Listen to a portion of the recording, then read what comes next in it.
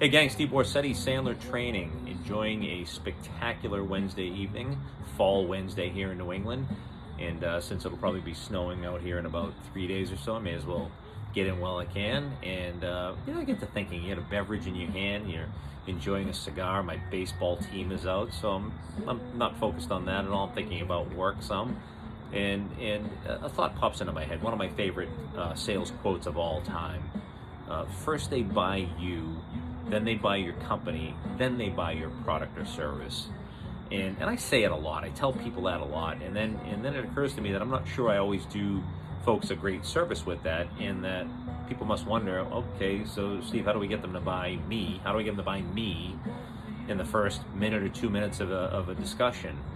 Easier said than done. And I started thinking about that, and I don't know if I have a specific answer, except to say that there's a vibe. There's something that really great, the best salespeople give off, a vibe.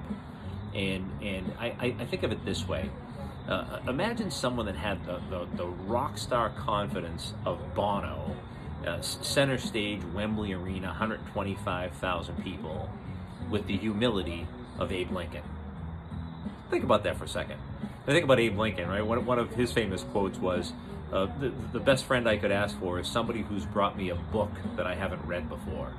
I mean, that's pretty cool. Now, I'm not much of a reader per se, but I guess I could swap out bourbon. As a friend who brings me a bourbon that I hadn't tried before, I would think of it that way. And I think about that kind of sense of giving and humility. Imagine if you could just rub those two kinds of people together, Abe Lincoln and Bono. That confidence, that humility. And can you somehow give that off in the early part of a sales discussion to get people to buy? So I got a quiz for you. Question, actually, survey. A poll. I'm taking a poll. It's poll season.